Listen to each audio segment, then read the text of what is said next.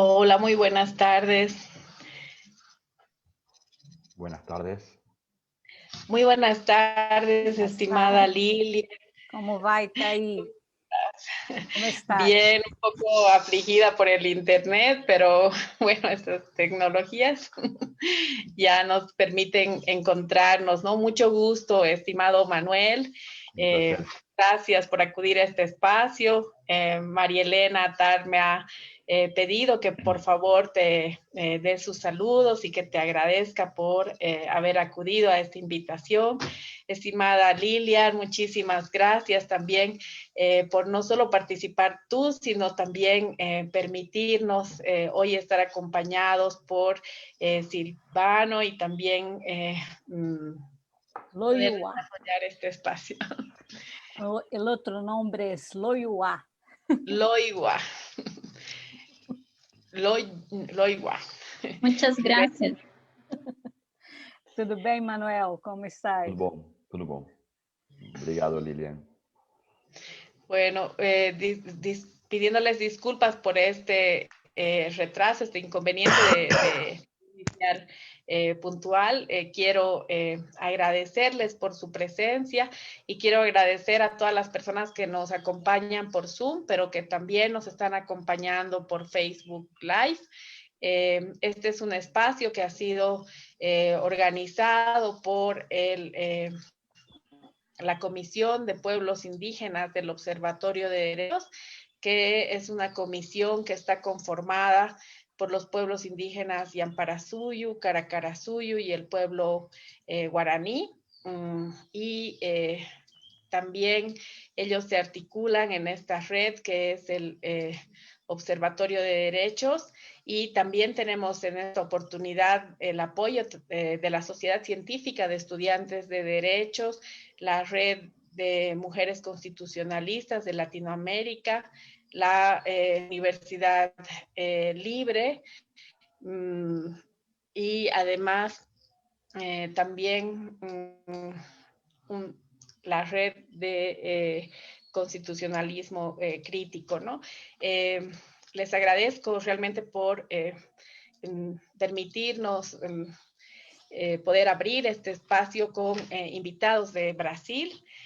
Hoy vamos a tener también más tarde la participación de Patricia Cerrudo de Bolivia, pero bueno, para no quitar más el tiempo de inicio, yo agradeciéndoles a todos ustedes y dándoles la bienvenida a Bolivia a la distancia a través de estas tecnologías, voy a darle la palabra a Lilian Balmán para que podamos, por favor, iniciar este espacio de diálogo plural.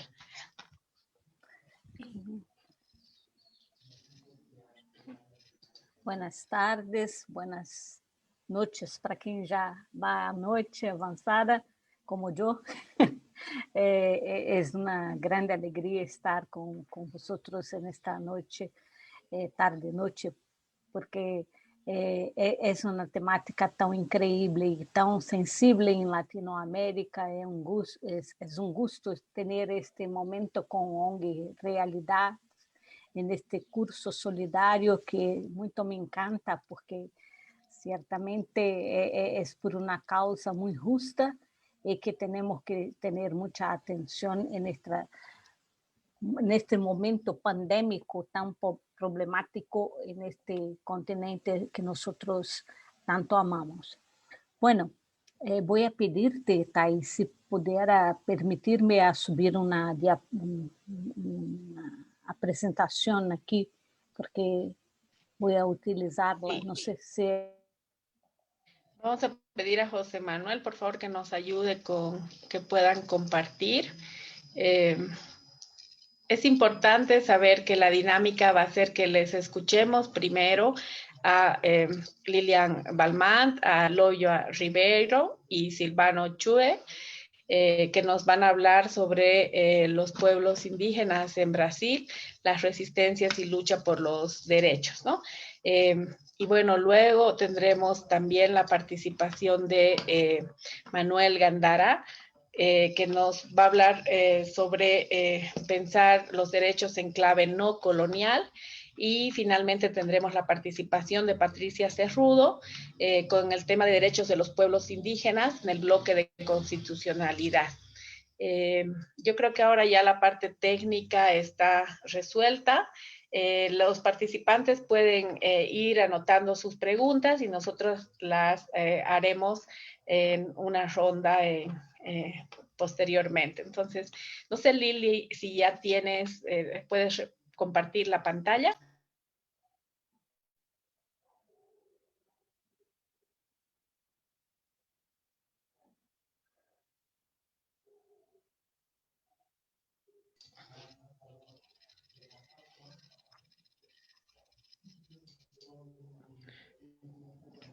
¿Se ha Yo no sé resuelto incluso o...? si Lilian está conectada. A ver. Yo creo que sí, solo que ha apagado su micrófono, ¿no? Es que la conferencista Loyoa también aparecía como Lilian Balmant en la pantalla. Loyoa, ¿puedes abrir por favor tu pantalla solo para confirmar que sí, ves, es Loyoa, no es Lilian? Sí. Creo que Lilian salió de conexión É, por algún motivo. Puede Puedo- ser algo... se quieres, puedo iniciar la... Adelante, por favor. Tienes la palabra. Uhum. Eu fiz um slide. Você está com o slide aí, professor Gander? No, yo no, pero puedes compartir la pantalla. Você pode compartir a pantalla aqui no Share Screen, embaixo. Na parte de baixo da sua tela. Isso. Deu certo? Está. Sí, ahora sí Maravilha. se ve.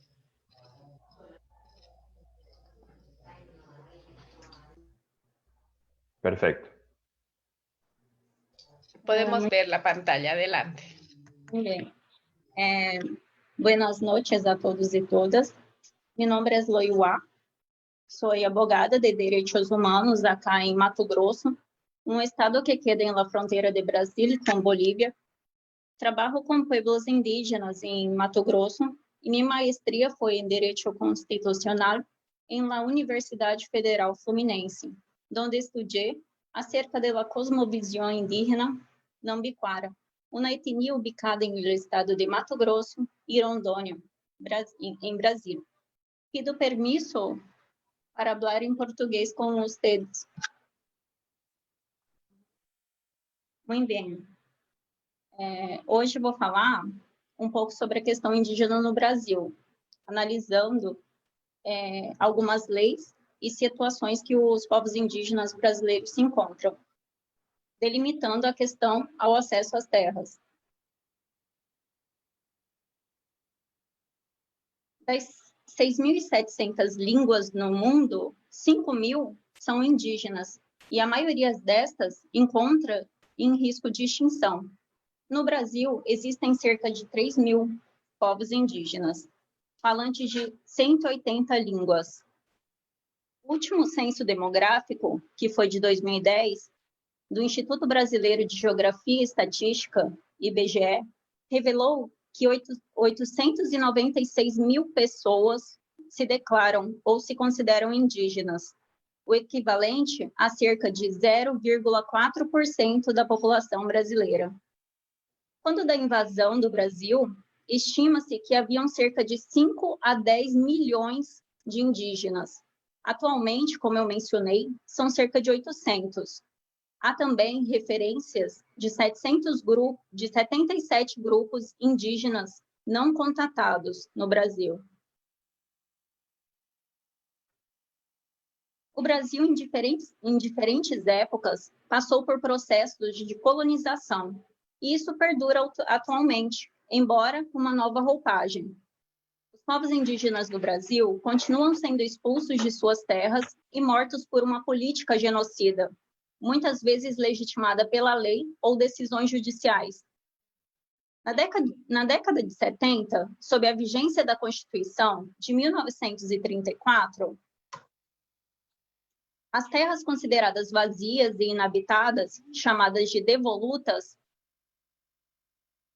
eram de responsabilidade dos estados. Nesse período de 54 anos, até a vigência da atual Constituição Federal, os estados passaram a expedir o título de domínios como se não houvessem indígenas em várias terras. A Fundação Nacional do Índio, que é a FUNAI, um órgão indigenista destinado a prestar assistência aos indígenas, e o Instituto Nacional de Colonização e Reforma Agrária, INCRA, que é o órgão que administra as terras públicas brasileiras, nesse período de 54 anos, acabaram por promover uma regularização fundiária em benefício de grandes latifúndios. Isso porque o INCRA, sob o aval da FUNAI, de que não haviam indígenas em diversas regiões, expedia títulos de domínio de terras onde habitavam e habitam indígenas. Essa política acabou resultando no encapsulamento, extermínio e expulsão de diversos povos indígenas. Eu menciono esse fato aqui para explicar a situação muito corriqueira em que diversos povos indígenas brasileiros se encontram hoje. A atual Constituição brasileira, que entrou em vigor em 1988, é uma grande conquista aos povos indígenas.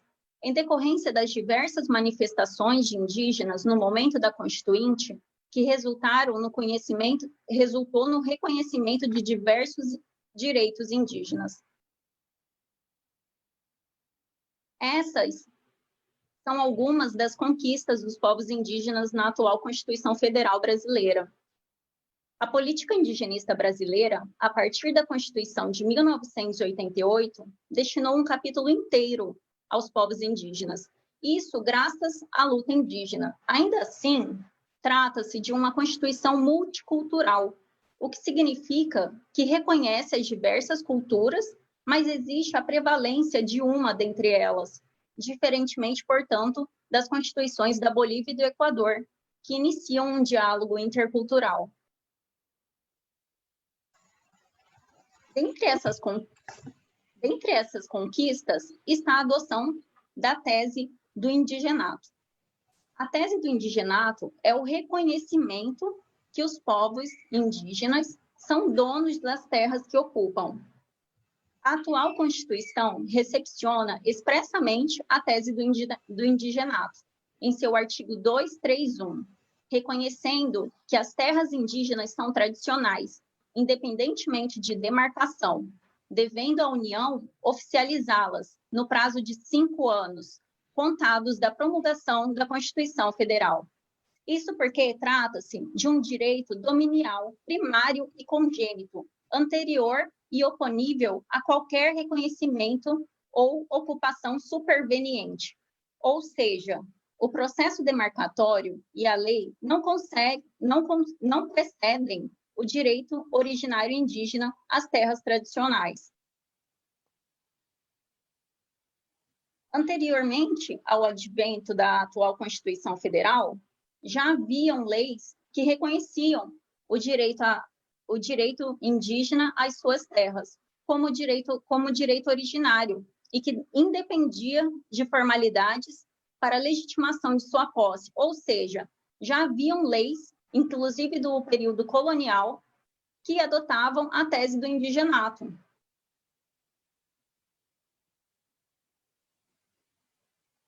Agora vou explicar a iminente ameaça a los pueblos indígenas brasileiros. Em 2009, o Supremo Tribunal Federal, o STF, analisou uma ação que contestava a demarcação de da terra indígena Raposa Serra do Sol.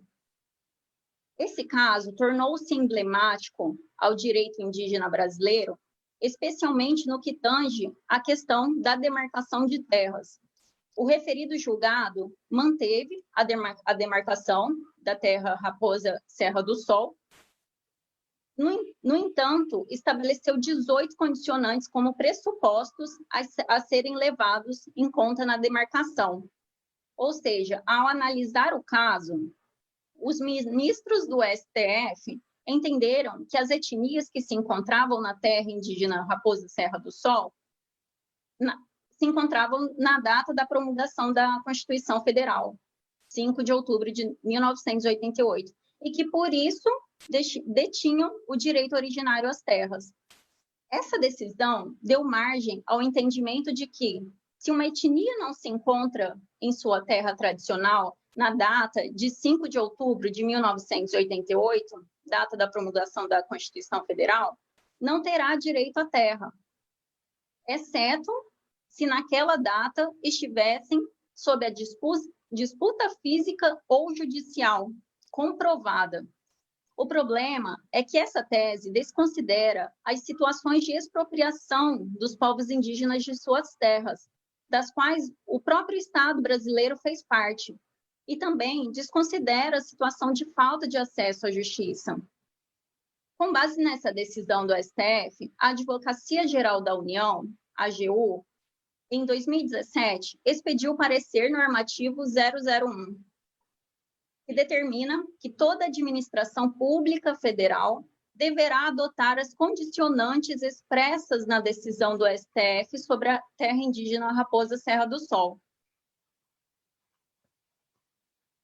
Ou seja, que adote o chamado marco temporal. No dia 28 desse mês de outubro, quarta-feira, estava previsto o julgamento do STF sobre a terra indígena do povo Xoclém, em Santa Catarina. Esse julgamento do STF vai decidir se o parecer 001 de 2007 da AGU deve ser aplicado a todos os casos de demarcação de terra indígena ou não.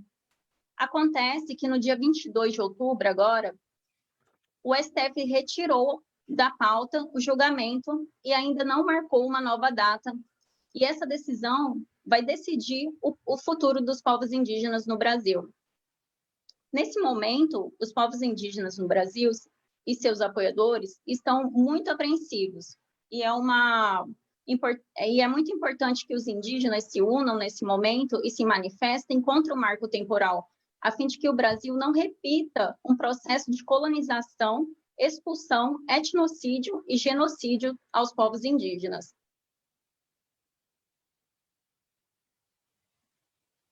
Termino minha fala trazendo uma foto da Sônia Guajajara. A Sônia Guajajara é uma líder indígena brasileira da etnia que fica no estado do Maranhão, Guajajaras. Ela chegou a candidatar-se nessa última eleição à vice-presidência da República. É a primeira pré-candidata de origem indígena a candidatar-se. Muito bem, muitas graças. Agora eu passo a palavra ao meu amigo Silvano, ou a Lilian.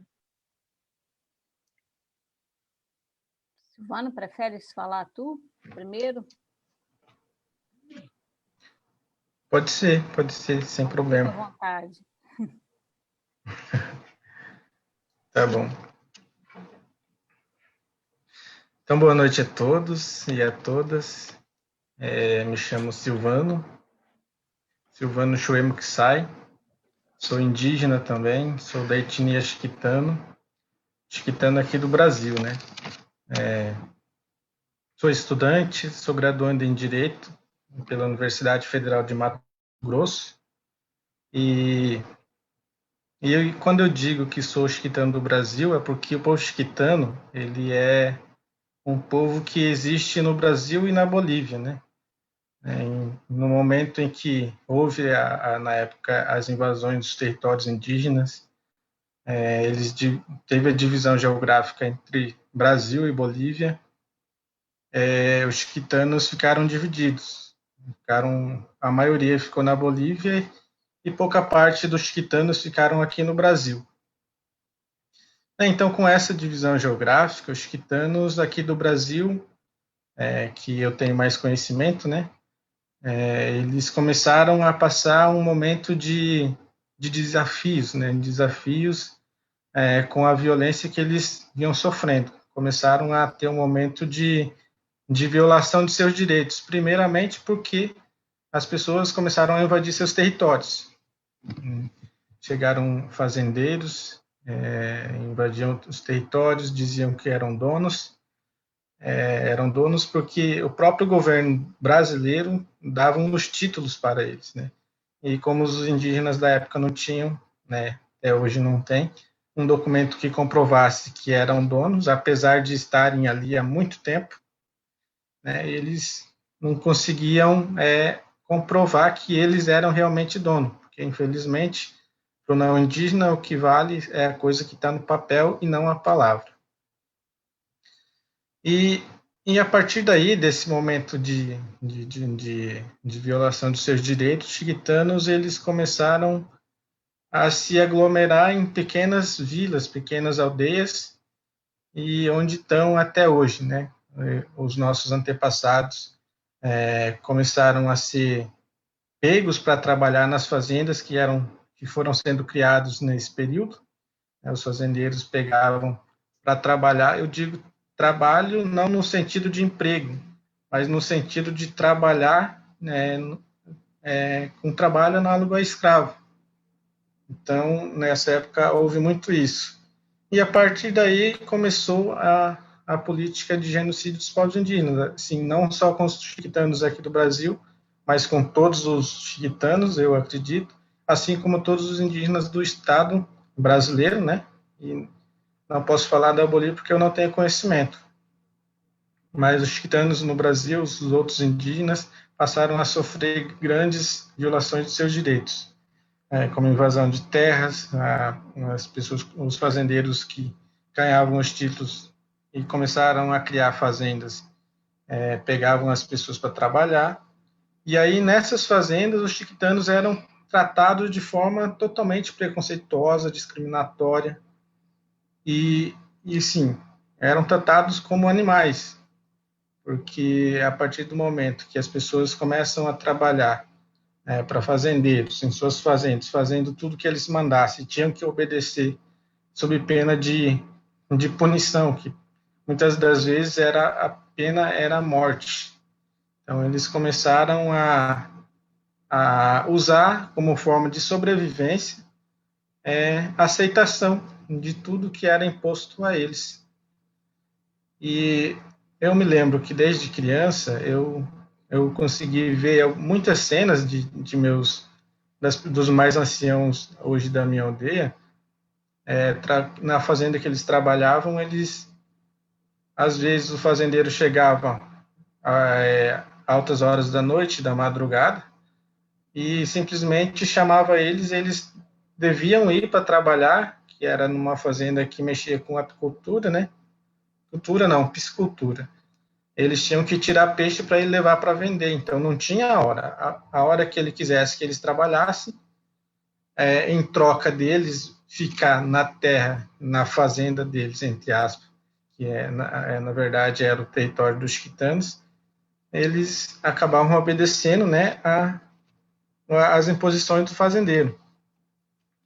Então, com o passar do tempo, os chiquitanos que começaram a trabalhar nas fazendas, eles começaram a perder, não a perder, mas a deixar de praticar a cultura, né? Praticar as danças, festas culturais, os costumes, falar a própria língua, até porque também eram proibidos pelos fazendeiros. E com isso, o passar do tempo, né, até os dias atuais já passou um bom tempo, os mais novos começaram a procurar falar o português, que era a forma de ter contato com o próprio fazendeiro, né? E pelas proibições que tinham na época, os mais novos começaram a perder aquilo que era praticado pelos mais velhos. E com isso, com o passar do tempo também, essas pessoas que iam nascendo, crescendo, com todas essas pressões psicológicas de trabalhar em fazendas, de não ter horário para trabalhar, de trabalhar de forma análoga a escravo. E, além disso, de trabalharem, sofriam xingamentos, preconceitos, eram chamados de preguiçosos, era chamado de bugre, que era uma palavra é uma palavra pejorativa, mas era muito utilizado. Pejorativo porque é uma palavra que na época significava preguiça, vagabundo, que não tinha um futuro pela frente. Então, as pessoas, além de trabalhar em trabalho análogo a escravo, eles eram obrigados a ficar lidando com essa forma de imposição dos fazendeiros, né, da época. E aí, passou-se um bom tempo, os mais novos começaram a ter vergonha de assumir a identidade como indígena. Os mais novos começaram a querer ter uma proximidade para querer não ter uma vantagem com o fazendeiro, se esforçavam às vezes até mais do que podiam para agradar o fazendeiro. Aí começaram a ter vergonha de assumir a própria identidade e até chegou um ponto que eles começaram a negar a identidade, porque começaram a negar, a falar que não eram mais indígenas. E a partir daí começou uma nova fase, uma nova etapa dentro desse processo histórico sujo, né, do povo chiquitano, infelizmente. E até hoje, isso reflete nos dias atuais, porque no Brasil, por exemplo, na faixa de fronteira, né, que é o lugar onde a gente habitava desde sempre, existe muitos chiquitanos que vivem em vilas, mas que não assumem a identidade. Não porque eles não querem ou nunca quiseram assumir a identidade, mas porque eles têm vergonha de sofrer preconceito, de sofrer discriminação pelas outras pessoas, de se sentirem inferiores às outras pessoas. Então, a partir daí, eles começam a negar a identidade, falar que não é indígena e deixar de lutar pelos seus direitos, porque eles conseguem, a partir disso, eles conseguem um trabalho, né? Porque emprego não é um trabalho informal nas fazendas, e são tratados, às vezes, não de forma digna. E até hoje isso é muito claro, até próximo lá da minha aldeia, isso é visível. Então, e a partir de um momento, os chiquitanos começaram a ter o conhecimento dos seus direitos. Por volta de 2000, começaram a ter conhecimento dos seus direitos e começaram a lutar pelos direitos, que um principal deles é lutar pela demarcação dos seus territórios. Então, a partir desse momento que eles começaram a lutar pelos seus territórios, a lutar de novo pelo fortalecimento da identidade, eles passaram a sofrer retaliações, não só pelos fazendeiros que invadiram seus territórios, também como pelos próprios indígenas que já não assumem mais a identidade. Então, até hoje, né, a gente aqui no Brasil, o povo chiquitano não tem nenhuma terra demarcada.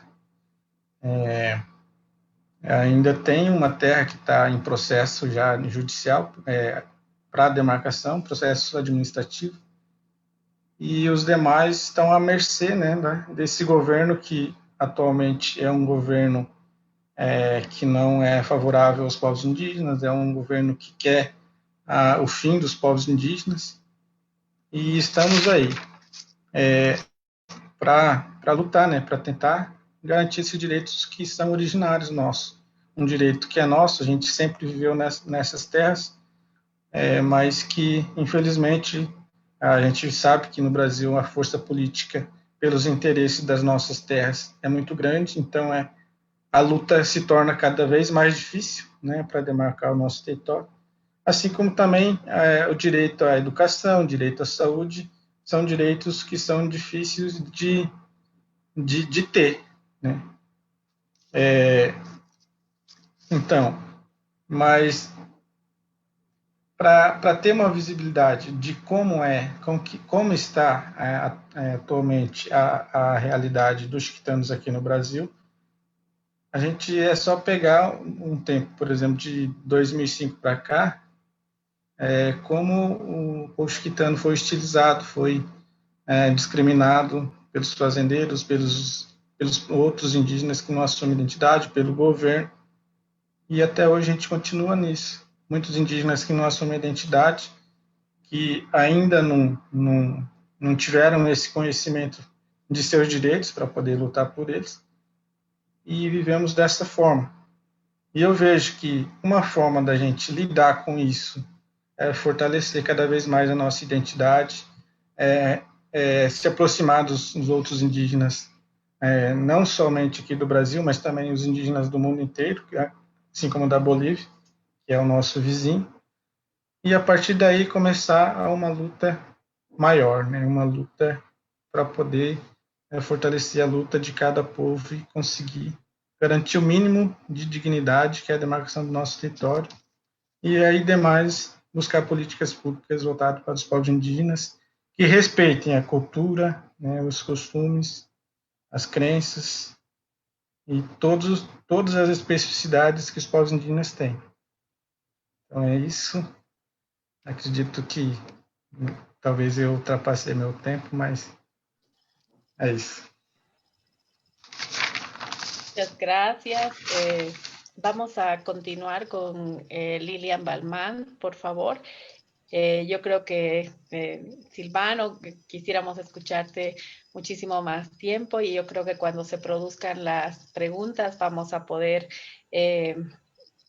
escucharte un poco más. Hay varias preguntas que ya están planteando desde el Facebook y el Zoom. Muchísimas gracias por contarnos tu experiencia y creo que es una experiencia que también se puede identificar en pueblos indígenas de Bolivia, ¿no? Pero vamos a continuar por el tiempo a escuchar a Lilian, por favor. Adelante, Lilian. Bom, pido perdão por esta interrupção que tuvo hasta pouco, porque minha internet estava um pouco estável, então não se mantuvo suficientemente bem para fazer a exposição. Perdonen. Bueno, vamos a poner esta apresentación aquí y así vamos adelante. Bueno, hablar de pueblos indígenas en Brasil es hablar de una historia muy, muy longa de resistencia y de busca de mecanismos de colonialidad. Tenemos más de 500 años de resistencia en pueblos indígenas de Brasil. Entonces, estamos a hablar de un pueblo que no só tuvo épocas históricas muy difíciles, pero en presente sigue teniendo estos mismos problemas, como habló muy bien Silvano, que necesita atraer para brasileiros como todo este pueblo conjunto que somos, como uma unidade que devemos manter, esta realidade que nos é muitas vezes estranha, porque estamos acostumbrados a algo como que fora lejos de nossa realidade, grandes centros urbanos, como se fuera pouca importante, e não é verdade. Em verdade, Brasil tuvo hasta em épocas de descobrimento, que já é um nome muito mal para o que passou, em verdade, teníamos uma população estimada de 5 milhões de pueblos indígenas em Brasil. E quando falamos que hoje, mira, em Portugal, na mesma época, tinha 1.300.000 portugueses. Então, estamos a falar de um genocídio, de um etnocídio incrível que ocorreu em Brasil, porque hoje não temos 1 milhão de pueblos indígenas em Brasil. Então, o que passou é que foi um extermínio de pueblo indígena brasileiro. E quando falamos de isto, temos que ter claro que este território não é de quem hoje tem títulos de propriedade, como se habla, como sendo algo concreto, quando em verdade tudo foi expropriado de los pueblos originários, tudo que passou foi fue un exterminio increíble para tomar todo lo que pertenecía a tierra como un todo, como a la naturaleza. Entonces, nós vivimos un epistemicídio, que é esse processo violento e sistemático de desqualificação das expressões diferenciadas de conhecimento e também de vidas que foram sacadas de nós outros. E tudo isso resultou na perda de conhecimentos e na afirmação moderna de mito de superioridade epistemológica do pensamento europeu. Então, vivimos com uma subalternização de nossos pueblos indígenas, originários, campesinos. Todo esto temos muito abaixo em la escala social por esta razão que não é autenticamente la cultivada em la origem de Brasil. E incluso todo o que passou, nossos nomes, nossas qualidades, não são estas que nos foram atribuídas. Então, temos uma diversidade increíble de pueblos indígenas e muitas línguas. Entretanto, seguimos falando como se fuera normal um marco temporal, como falou Loyola, que simplesmente pretende fazer uma repercussão geral de esta decisão para todos estes grupos étnicos tão distintos, como se fuera algo que índios são todos iguais, hablam todos a mesma coisa que não compreendemos, fazem todas as mesmas coisas, danças que achamos, que consideramos exóticas, com este pensamento tão medieval ainda, aunque ha cambiado tanto o mundo, ainda seguem pensando estas coisas tão terríveis e tão sem propósitos. Então, temos que buscar uma ecologia de saberes e uma sociologia de ausências e emergências, como dijo Boaventura de Sousa Santos, quando também habla de conhecermos a realidade que nos ultrapassa, que está para além de nossos mundos colonizados. Bueno, hablando mais especificamente de a luta indígena em Brasil em tempos de pandemia, temos números que são muito tristes para nós. Temos 37.777 casos confirmados de Covid em pueblos indígenas, 862 muertos e povos afetados, mais de la mitad de todos os que temos em Brasil, 158. Portanto, em meio a este problema que muito afetava a todos os pueblos indígenas, foi feito um movimento muito grande. Esta beleza de movimento foi a construção de uma lei, a 14.021, que salió en julio de este año, para providenciar medidas de proteção social para prevenção e contágio de disseminação da Covid nos territórios indígenas. Desde então, já se tinha uma luta para poner esta lei adelante de los problemas que surgiam com a pandemia. Entretanto, a luta não se cerrou a partir do momento que a lei saiu. ¿Por quê? Porque, entretanto, o governo faz 1000 manobras, 1000 coisas para não poner em prática esta mesma lei. Primeiro la ignorou, depois tentou vetá-la. O veto presidencial foi derrubado em Congresso e depois sigue não comprometendo-se com os comandos normativos que estão nesta lei. E já em momentos de negociação já se perdeu parte de lo que estava previsto nesta construção.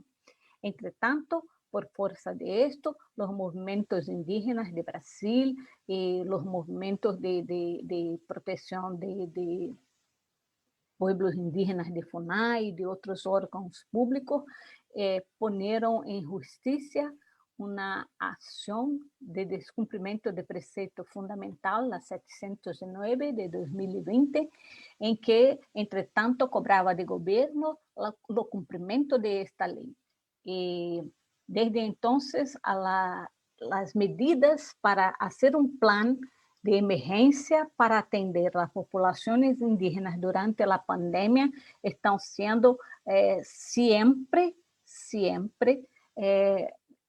repetidamente impedidas por el gobierno de tener un plan eficiente. Siempre apresenta un plan incompleto, vago, demasiado vago, sin perspectiva de que va a ser hecho de fato, cómo va a implementarse. Entonces, no es una política pública, en verdad no es una política pública, porque siempre se va a mantener este proceso de vai y no llega a punto algum. Entonces, tenemos, en esta semana que pasó, teníamos una decisión más una vez que no homologa el plan de gobierno para lo aspecto general de los pueblos indígenas aldeados. Entonces, ese plan no tenía nada de proposta, era solamente uma prestação mala de contas de lo que passou e não do que se iba a hacer. Então, não temos um plan en este momento. Estamos mirando um proyecto de não haber proyecto. E por esto, lo que decidiu o plenário de Congresso do Supremo Tribunal Federal e depois confirmou esse plenário em liminar, é que é necessário fazer um plano general, que não se pode ter um plano que não é apropriado, política pública para implementar durante a pandemia para pueblos indígenas em Brasil. Então, en este momento, está liminarmente pedido por gobierno que se haga este plan. Entretanto, este plan está en vista de salir de 20 días a más adelante. Y cuando llegar de aquí a 20 días, no sabemos si va a entregar un plan de fato, si no va a ser otro, mas que no es un plan, que es solo una medida de protelar, de no hacer nada. Y en cuanto a esto, la población sigue muriendo, sus tierras siguen siendo invadidas por mineros y otros más. Y así vamos a mantener un Estado que no es un Estado de fato y de derecho para todos los pueblos. Entretanto, que quería terminar mi habla, no con la parte peor, pero lo mejor de todo esto es que están habiendo una grande movimentación de los pueblos indígenas, una grande repercusión de esto en toda la población que está se movilizando a volta de esta agenda. Y en este momento tenemos la posibilidad de hablar un poco más de esta realidad e ser oídos, porque, entretanto, hasta bem pouco tempo, sequer tinha público para se oír sobre este respecto. Então, já ha cambiado algo e creemos que este cambio vai ser positivo e pode ser que tenhamos mais adelante coisas mais concretas de uma implementação que já hace ruídos para toda a sociedade, que hace necessidade de manter um projeto que seja decolonial e não meramente um projeto que seja paliativo de males de este problema histórico que temos, que carregamos em estas vidas. É isto. Vou encerrar para não tomar o tempo que já passou para os demás palestrantes. Muchísimas gracias, estimada Lilian. Bueno, hemos tenido la oportunidad de escuchar primero a Loyola Rivera Fernández. Ella es maestrante en Derecho Constitucional por la Universidad Federal Fluminense y también es investigadora del Laboratorio de Innovación y de Observatorio en Derechos, Democracia y Representaciones de América Latina. del programa de los estudios de los pueblos indígenas y es activista de derechos humanos. Ella al principio nos comentó cuál ha sido el desarrollo normativo en cuanto al reconocimiento de los derechos que ha tenido siempre gracias a la lucha de los pueblos indígenas, unos avances, ¿no? Porque inicialmente en la Constitución no se reconocían, pero posteriormente sí, gracias a la lucha de los derechos precisamente, se produjeron conquistas en la Constitución de 1988. Nos comentó cómo se logró un capítulo relacionado a los derechos de los pueblos indígenas y que eso también tuvo que ver con la influencia, ¿no? de la Convención 169 de la OIT y que se reconoce en este sentido el derecho al territorio también de los pueblos indígenas y luego ya se desarrollaron otras normativas, ¿no? También nos ha comentado Silvano, que es indígena chiquitano, hecho por la Universidad Federal de Mato Grosso y miembro de la Comisión de los Estudiantes Indígenas de UFMT, vicepresidente del Consejo de y es profesor de escuela de estudios también indígenas chiquitanos, José Turibio, y del Consejo de Promoción de Igualdad Racial, ¿no? Él es miembro del Comité Estatual del Estado de los Pueblos y Comunidades Tradicionales, y él nos ha explicado cómo ya hace muchos años ellos vivían en unos territorios y fueron desplazados, que tuvieron que trabajar en haciendas y fueron explotados y sufrieron un genocidio, ¿no? en Brasil, y sufrieron grandes vulneraciones de sus derechos humanos, que nos comentó que incluso eran tratados como animales, ¿no? Y ellos terminaron también reduciéndose y desplazándose y comenzaron a olvidar, a desplazar su cultura. También nos ha comentado cómo después de la lucha con los hacendados también se ha tenido que una discriminación por parte de quienes han dejado atrás la cultura y que tienen grandes luchas por el acceso a la tierra, y no solamente a la tierra y al territorio, sino también a otros derechos como la salud, la educación. Pero él manifiesta que la forma de luchar de ellos es fortalecer la recuperación de su identidad, ¿no? Y él es un claro ejemplo de esta lucha viva, ¿no?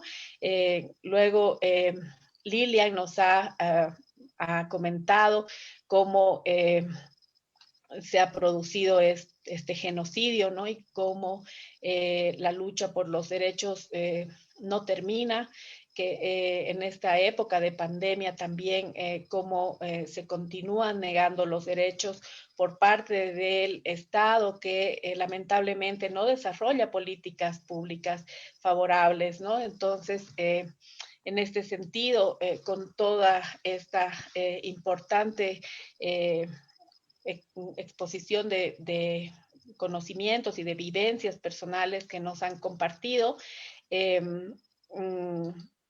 yo quiero resaltar que Lilian es profesora del visitante y pasante postdoctoral de Derecho Constitucional de la Universidad de Valencia, España, y en Ciencias Jurídicas y Políticas de la Universidad de Lisboa. Ella tiene un doctorado en Derecho de la Universidad Pontificia Católica de Sao Paulo y es máster en Derecho por la Universidad Pontificia Católica de Río de Janeiro. Y bueno, ahora, habiendo escuchado estas importantes intervenciones, vamos a dar la palabra y agradecerle por la paciencia también a Manuel Eugenio Gandará Carballido. Él es graduado en Filosofía por el Instituto Universitario de Santa Rosa de Lima y en Teología de la Universidad Pontificia Salesiana, maestrado en Filosofía de la Praxis de la Universidad Católica de San Andrés Bello, maestrado en Derechos Humanos, Interculturalidad y Desarrollo de la Universidad Pablo Olavide, doctorado en Derechos Humanos y Desarrollo de la Universidad Pablo Olavide, es postdoctorado en el programa de posgrado en Derecho de la Universidad Federal de Río de Janeiro y actualmente es miembro asociado de la Red de Apoyo por la Justicia y la Paz del Instituto Joaquín Herrera Flores y profesor de la Universidad Pablo de Olavide de la Universidad Federal de Río de Janeiro, donde realiza su postdoctorado, ¿no? Él también es coordinador académico del programa oficial de la maestría en Derechos Humanos, Interculturalidad y Desarrollo. Bueno, tiene una amplia experiencia en todas estas temáticas y ahora nos va a compartir este tema de pensar los derechos en clave no colonial. Muchísimas gracias por tu paciencia y te reitero el saludo y la calurosa bienvenida por parte también de María Elena Atar, que no ha podido estar en este momento, que nos va a acompañar los siguientes días, pero bueno, adelante Manuel, y muchísimas gracias Silvano, Lilian, por sus participaciones. Adelante Manuel, por favor. Muchísimas gracias. La verdad quiero agradecer mucho la oportunidad de poder participar en esta mesa. Agradecer a los organizadores del evento, particularmente a la profesora Atar que me contactó para hacer posible mi participación. Agradecer la oportunidad de compartir conversación con las otras personas de la mesa, con Silvano, con Lilian, con Oyoa, con Patricia Cerrudo, a quien no tengo el gusto de conocer, pero será muy interesante poder escuchar sus reflexiones. Entiendo que la primera parte de este debate está más centrada en la realidad, la situación de los derechos humanos de los pueblos originarios de Brasil. Esta segunda parte tiene un corte, si se quiere, más teórico, más de debate teórico académico. Entiendo que la profesora Cerrudo va a centrarse en todo el tema de control de constitucionalidad y a mí me han pedido, me han propuesto, yo he propuesto como tema posible la discusión a propósito de la necesidad de pensar en clave no colonial los derechos. Al fin y al cabo es un debate sobre cuál es la situación de los derechos de los pueblos indígenas, pero es un ejercicio permanente el estar revisando los propios conceptos desde los cuales hablamos, desde los cuales pensamos la realidad y los conceptos de los cuales interpretamos e intentamos orientar nuestras luchas, porque ese ejercicio de crítica permanente, no solo de las estructuras de la realidad, no solo de las estructuras de nuestra sociedad, sobre cómo nuestra sociedad se organiza de manera tan desigual en las relaciones de poder, sino también la necesidad de estar permanentemente revisando los conceptos a partir de los cuales hacemos ese análisis de la realidad. Porque es que si no podemos estar tomando prestados conceptos de otros, conceptos que han sido pensados para otros contextos, conceptos que han sido elaborados, formulados bajo otras intenciones, y que si no hacemos un ejercicio de revisión crítica y los trasladamos sin más a nuestros propios análisis, podemos estar haciéndole el juego al enemigo, por decirlo de alguna manera, porque podemos estar reproduciendo su manera de entender la realidad y vaciando nuestras propias categorías de análisis, vaciando nuestros propios referentes conceptuales, nuestros propios referentes culturales. Entonces yo por eso entiendo la necesidad de, en un evento sobre la situación de los derechos de la población indígena, pensar en que hasta qué punto incluso esa propia idea de derechos necesita ser no dejada de lado, por supuesto, pero sí confrontada. Boaventura de Sousa Santos dice mucho que la primera tarea del pensamiento crítico es la crítica del propio pensamiento. Tenemos que pensar los conceptos con los cuales pensamos. Y no para entrar ejercicio hasta el infinito de especulación, especulación, especulación, sino para revisar esas ideas, porque una idea equivocada, un análisis hecho con una idea equivocada puede tener consecuencias terribles a la hora de pensar nuestras prácticas y a la hora de pensar nuestras luchas. Entonces, por eso estoy queriendo centrar mi intervención en este ejercicio. Ya Lilian de alguna manera adelantó cómo el pensamiento, la propuesta del pensamiento decolonial nos invita a identificar cómo la modernidad venía junto con la colonialidad, que es un poco toda la propuesta del pensamiento decolonial, y a partir de ahí cómo incluso, habiendo incluso algunos países, algunos estados superado el colonialismo, haber superado el colonialismo no significa que esas estructuras de poder colonial hayan realmente salido, no solo de nuestras formas de organización social, sino incluso de las formas como construimos conocimiento.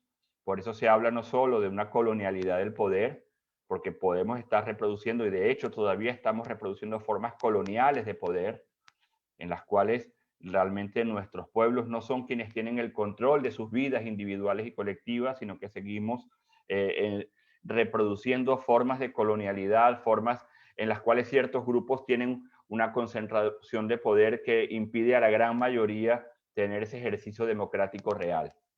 Y en eso aprovecho la oportunidad para felicitar al pueblo boliviano por el proceso reciente donde expresó su voluntad y su compromiso democrático por ejercer realmente el poder a partir del cual define su proyecto de vida, define su proyecto colectivo y lo construye y lo lleva adelante. Pero no solo hay un problema con las relaciones de poder en el ámbito político, también puede haber un problema en relación a cómo pensamos la realidad, y por eso no solo hablamos de una colonialidad del poder, sino también de una colonialidad del saber.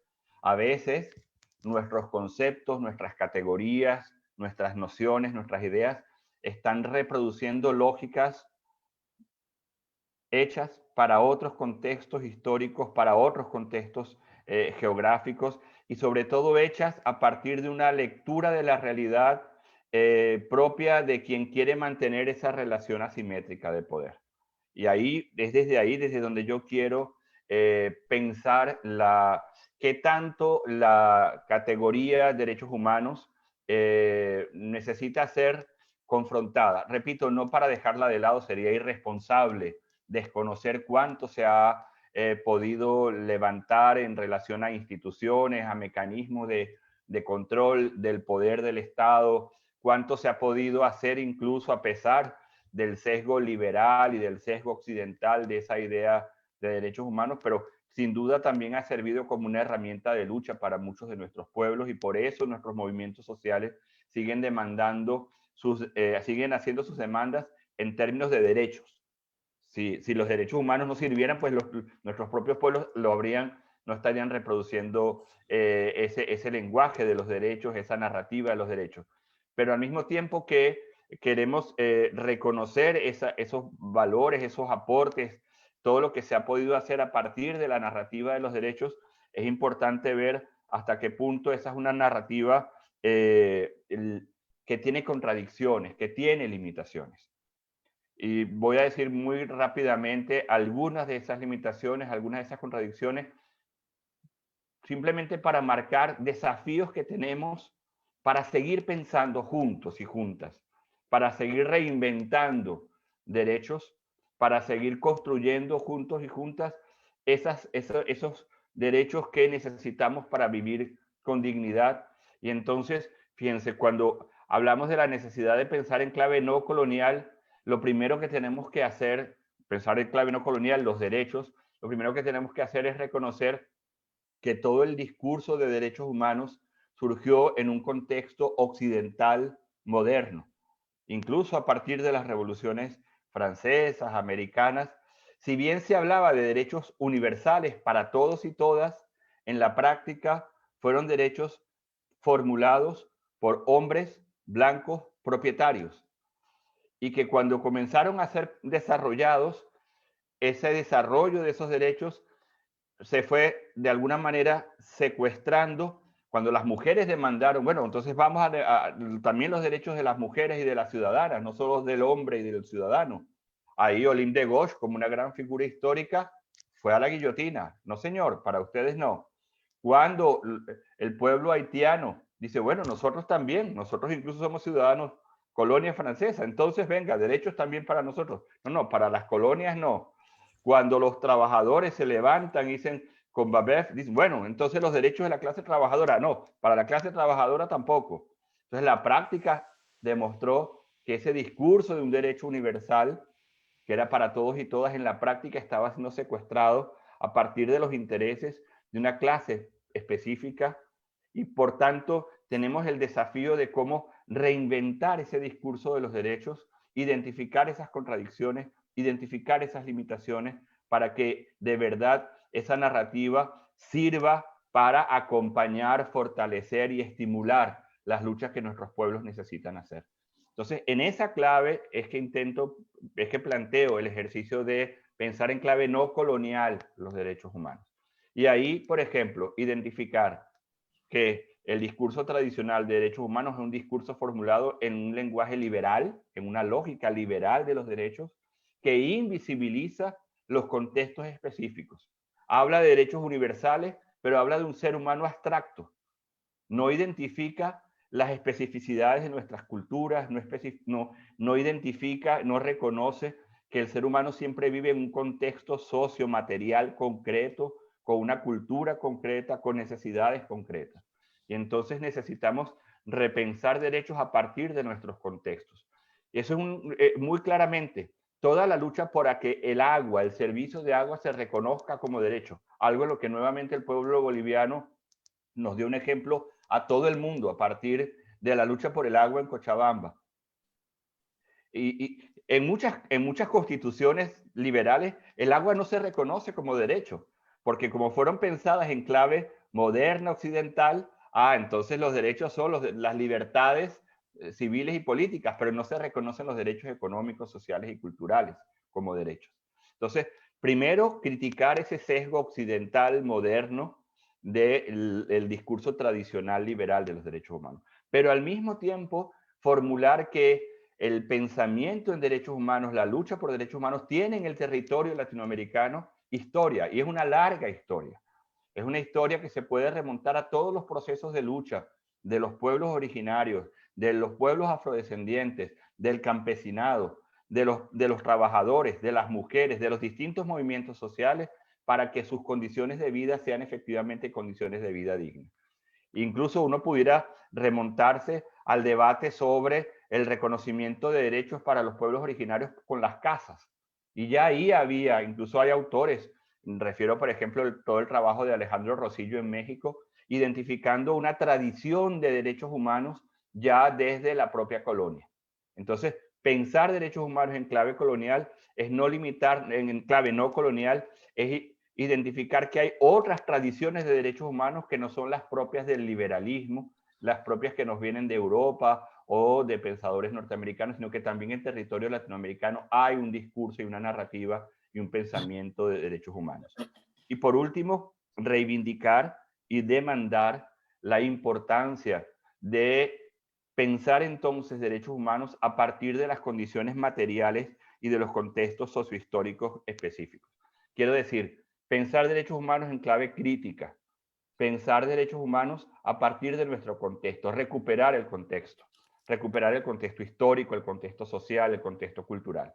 ¿Para qué? Para superar esa formulación de derechos humanos abstracta, que decía que era para todo el mundo, pero que terminaba solo hablando a partir de los intereses y de las necesidades de la clase burguesa, del hombre blanco propietario. No, vamos a pensar derechos entonces a partir de nuestras luchas, a partir de nuestras necesidades. Y es ahí entonces donde podemos incluso identificar cómo pensar derechos en el momento actual de la pandemia implica no pensarlos solo desde las capitales, sino pensarlos a partir de los territorios específicos. Pensar política pública de derechos en el marco de la pandemia implica pensar derechos no desde un escritorio, sino desde lo que está ocurriendo realmente en cada pueblo, en cada casa, en cada barrio, y a partir de esas necesidades, entonces, pensar cuáles son las políticas públicas que necesitan ser implementadas. Porque es que si no parece que derechos humanos fuera un asunto de arriba para abajo. No, tenemos que pensar los derechos de abajo hacia arriba, desde las luchas populares, desde las luchas de los movimientos, y luego, claro, va a ser necesario el reconocimiento jurídico, va a ser necesaria la política pública, va a ser necesario pensar presupuesto para que eso se haga concreto, pero eso tiene que ser un ejercicio desde la participación popular. No puede ser un ejercicio de especulación académica de un burócrata que desde Washington en la Comisión Interamericana dice cuáles son los derechos o cuáles no son los derechos, o en la Corte, desde la Corte Interamericana en San José de Costa Rica dice este derecho vale, este derecho no vale. No, es una construcción a partir de las necesidades de nuestros pueblos. Y es ese ejercicio de construcción de abajo hacia arriba lo que va a permitir que derechos humanos tenga algún sentido, que no parezca un lujo de una élite, un discurso capturado por solo el mundo jurídico, técnico, sino que realmente recupere su dimensión política como un proceso de construcción permanente que permita a hombres, mujeres, niños, niñas, ancianos de los distintos contextos, de los distintos grupos étnicos, desde las distintas realidades, plantear la necesidad de que sus condiciones de vida dignas sean efectivas. Y en esa clave, entonces, nos ponemos delante de un desafío inmenso, que es pensar derechos humanos en clave no colonial, es identificar, uno, la importancia de la movilización social, la importancia de las luchas sociales. Basta de pensar derechos humanos como si solo fuera un asunto que está en la ley. Esos derechos están en la ley porque antes estuvieron en la calle. Están en la ley porque hubo una lucha detrás que obligó a que esos derechos fueran reconocidos en la ley. Entonces no podemos seguir pensando derechos humanos sin sujetos sociales concretos que lucharon por esos derechos. No podemos seguir pensando derechos humanos sin las luchas populares. Un concepto, una idea de derechos humanos que invisibiliza las luchas, que invisibiliza a los actores sociales, no nos sirve, porque es una idea, es un concepto de derechos humanos que niega la historia y la memoria de nuestros pueblos. Por otra parte, necesitamos pensar derechos humanos de manera concreta. No basta que estén en la ley. Necesitamos la implementación específica. A veces, ingenuamente, pensamos que conquistar la ley ya nos asegura el derecho. No, señor. La ley va a tener un reglamento que a veces los reglamentos echan para atrás todo lo que habíamos conquistado en la ley.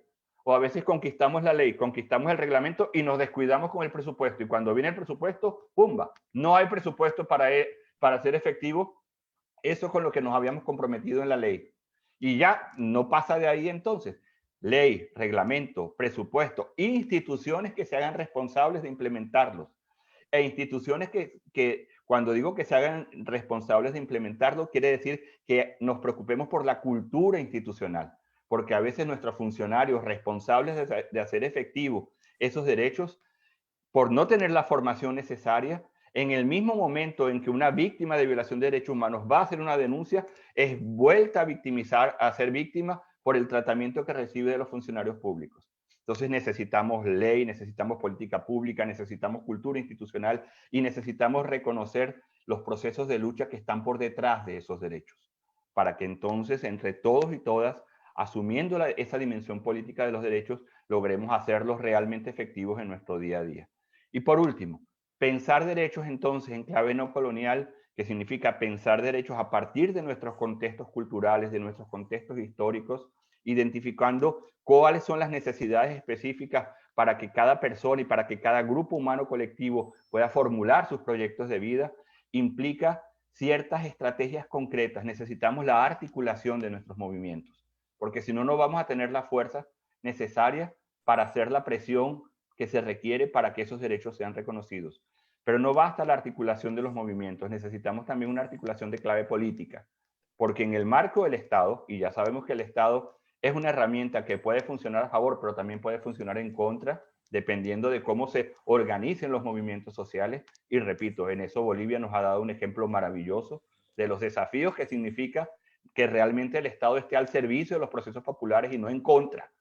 Y Bolivia, no me canso de decirlo hoy, que sirva estas palabras de mi parte para homenajear, para agradecer al pueblo boliviano el ejemplo que nos ha dado a todos. Y por último, entonces, esa articulación política, pero además necesitamos formación técnica. Al fin y al cabo, tenemos que tener esa capacidad de diálogo con las instituciones concretas.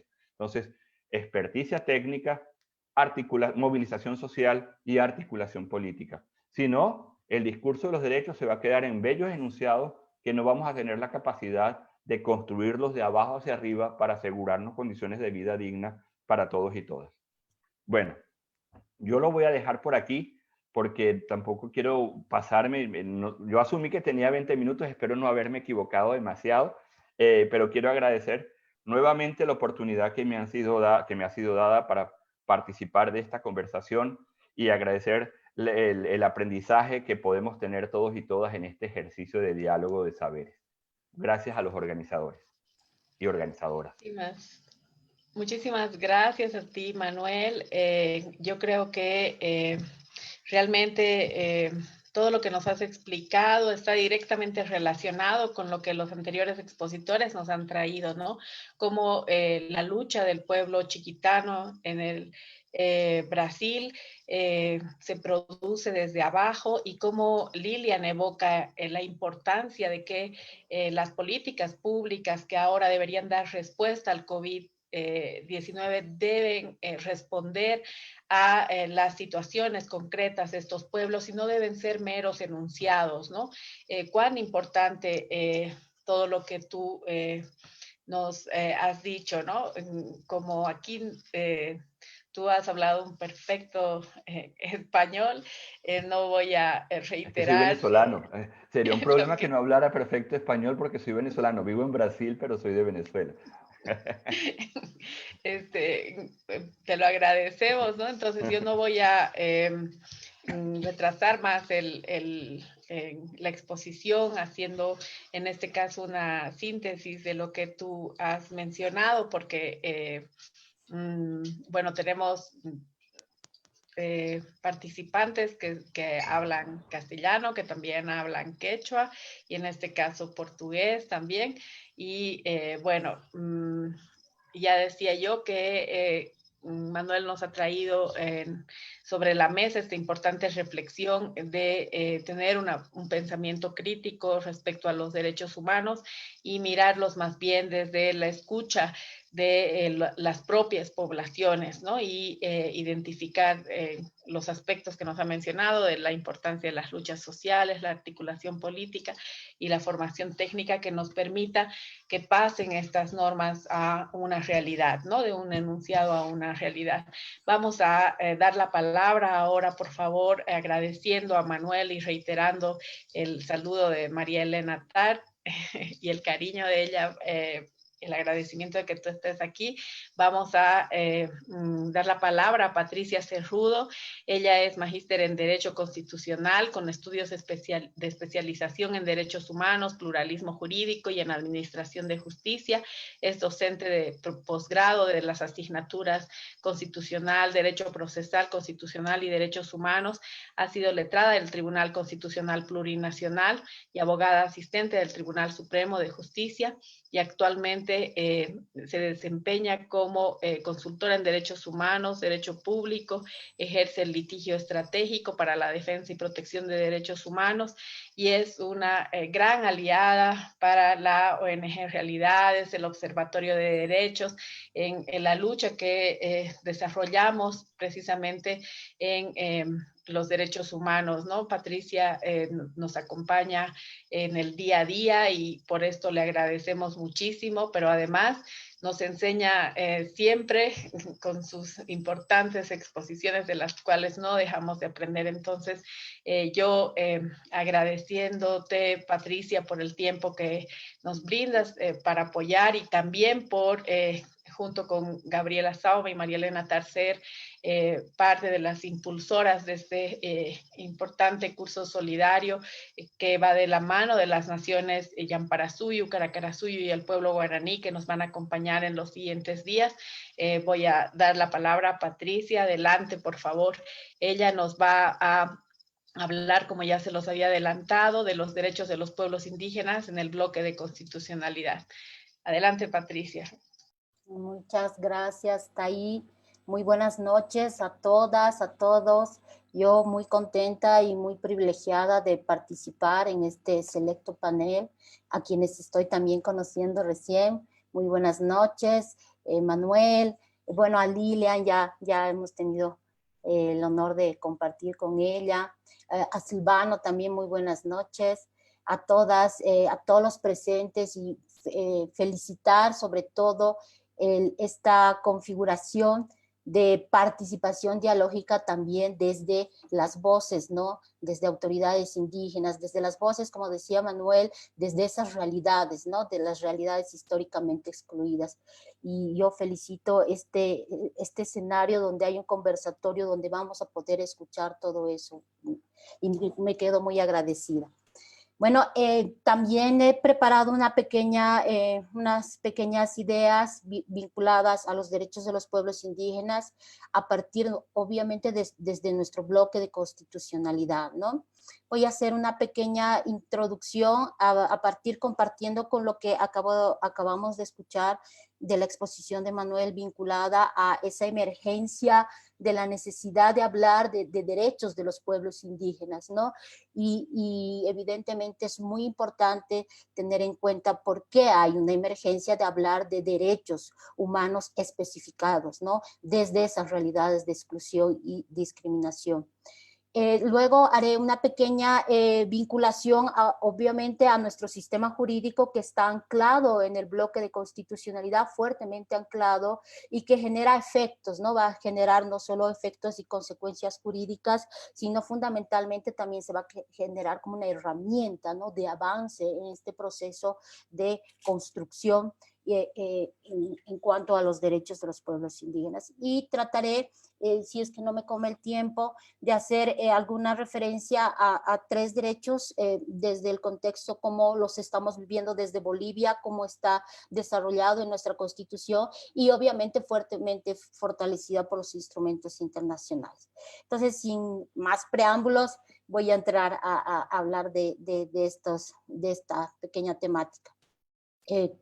Es muy importante hablar cuando iniciamos un diálogo desde los pueblos indígenas, pues sin duda nos preguntamos por qué hay derechos de los pueblos indígenas y sin duda pues la emergencia de instrumentos internacionales como el Convenio 169, la Declaración de Naciones Unidas y para la protección de los derechos de los pueblos indígenas y la última Declaración Americana del 2016 para pueblos indígenas implica pues ese reconocimiento que nos señalaba Manuel de esas luchas históricas, ¿no? Esas luchas de contexto que van emergiendo desde las diferentes esferas, ¿no? No solo desde adentro, sino también desde afuera, porque sin duda la conquista de los derechos humanos no son dádivas estatales, no son concesiones de gobierno, sino son luchas focalizadas desde esas realidades de exclusión. Y obviamente los instrumentos vinculados a pueblos indígenas nacen de ese proceso de especificación. Nosotros tenemos en la historiación de los derechos humanos pues varios periodos. El primer periodo es el que, al que nos hacía alusión Manuel, referido al periodo de la universalización de los derechos humanos, ¿no? Ese periodo de universalización de los derechos humanos construido a partir de un modelo de ser humano, ¿no? Un modelo de ser humano que implica el hombre blanco, y Manuel caracterizaba también el hombre propietario, el hombre con poder económico. Y mientras nosotros, las realidades excluidas, no formábamos parte de ese patrón, pues el famoso lema de que todos tenemos derecho a tener derechos humanos, pues no es así, no es, al parecer sigue siendo una gran ilusión para todas estas realidades excluidas, ¿no? De ahí porque luego de este periodo de universalización, pues en la lucha histórica de los derechos humanos nace, pues, o se produce el periodo de la especificación de los derechos humanos. Y en ese periodo de la especificación de los derechos humanos, pues los estados empiezan a pactar convenios específicos, ¿no? Convenios específicos de protección, y de ahí nace pues los convenios de los derechos del niño, los convenios de los derechos de protección a las mujeres, los convenios de los derechos de los pueblos indígenas, los convenios de las personas con discapacidad. Y estas particularidades de especificación de convenios y de instrumentos internacionales, pues además generan obligaciones particulares y especializadas por parte de los estados. Pero ¿cuáles son las consecuencias de hablar de este periodo de especificación? Pues sin duda, con este periodo de especificación y la incorporación de estos instrumentos internacionales, pues nosotros tenemos como emergencia una figura que en el contexto boliviano lo llamamos la figura del bloque de constitucionalidad. Ese proceso de expansión de las constituciones y los ordenamientos jurídicos a partir de los cuales nosotros, en el caso boliviano y en todos los países que están vinculados a los instrumentos internacionales, pues implican un escenario de extensión, ¿no? De extensión de derechos. Y a partir de esta lógica, pues hablamos de derechos emergentes, ¿no? Derechos emergentes desde estas realidades de exclusión, derechos particularizados que obviamente significan miradas diferentes, no solo un lenguaje de derechos humanos, no solo el lenguaje que había en el periodo de la universalización, pues en el periodo de la universalización de los derechos humanos nos decían que todos teníamos derecho a votar, que todos teníamos derecho al ejercicio de nuestros derechos políticos, pero la verdad es que no todos ejercíamos ese derecho. Las mujeres en el contexto boliviano cuando hemos podido votar, pueblos indígenas cuando han podido votar. Entonces, esta ilusión de la igualdad formal origina pues más lucha reivindicatoria y es ahí donde nacen nuestros convenios especificados con derechos emergentes, derechos desde esa realidad de la exclusión. Y en el caso del contexto de los pueblos indígenas, pues sin duda vamos a tener derechos nuevos, derechos emergentes desde esa realidad, como el derecho a la territorialidad, porque se trata de colectivos obviamente apartados, arrebatados de su territorio y obviamente desde esa realidad de contexto la reivindicación va a ser sin duda la territorialidad de sus territorios porque son preexistentes al Estado. Desde esa realidad de contexto, pues también nacen otros derechos emergentes. En el caso del pueblos indígenas, sin duda entraríamos en una clasificación de derechos, por ejemplo, el derecho a la reconstitución de sus saberes, el derecho al ejercicio de sus sistemas jurídicos, porque son expresión de la diversidad, son esa lucha que se sigue manteniendo latente de expresar que no hay una sola forma de pensar, no hay una sola visión del ser humano, no hay una sola visión de mundo, de desarrollo, sino hay estas otras realidades. Entonces, sin duda, estos procesos de reconstitución implican derechos emergentes que para el Estado además implica deberes en el ejercicio de políticas públicas para fortalecer estos derechos emergentes. Otros derechos emergentes está en el caso boliviano, lo solemos llamar pues el derecho al pago de la deuda de las 3 Rs, ¿no? En pueblos indígenas tenemos 3 Rs. Primero, el derecho a la restitución de territorios, el derecho a la reconstitución de sus sistemas jurídicos, de sus formas de organización y el derecho a la redistribución de la riqueza en condiciones de equidad.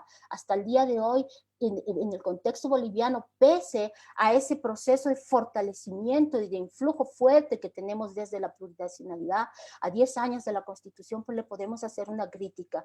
Sin duda, seguimos con la deuda pendiente, ¿no?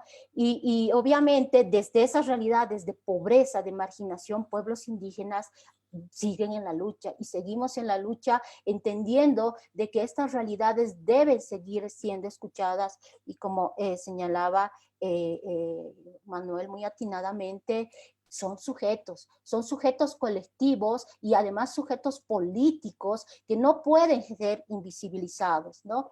Y esta concepción de especificación de los derechos humanos sin duda es necesaria, ¿no? Porque no podemos seguir razonando, mirando los derechos humanos desde esa realidad formal y desde ese modelo de patrón de ser humano.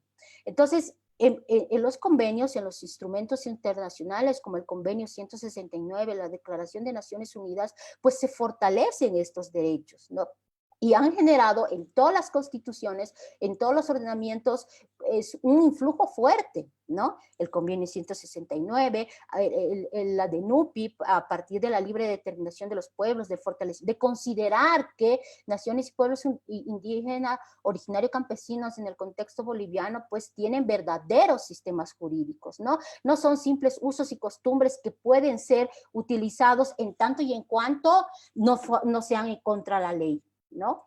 En el contexto boliviano nosotros estamos en un escenario de igualdad jurídica, ¿no? Y en esa igualdad jurídica, pues incluso el día de mañana podrá ser contra ley, ¿no? Contra la ley. ¿Por qué? Porque son realidades, son colectivos que forman, que expresan modos de vida, ¿no? El derecho a esa vida desde su identidad colectiva. Y desde su identidad colectiva, pues tienen ese contexto de significar diferentes formas de pensar, diferentes formas de sentir, diferentes formas de organizarse y ver el mundo. Por lo tanto, obviamente, esas formas de administración de justicia también tienen el derecho a estar en la misma igualdad de condiciones. ¿Y esto qué va a generar? Todo este proceso de derechos emergentes pues implica además derechos extendidos. Los tradicionales derechos que se ha dicho que al que tendríamos derecho todos estos pueblos o todos estos colectivos excluidos, pues generan procesos de reinterpretación, de redefinición del contenido de los derechos humanos, ¿no?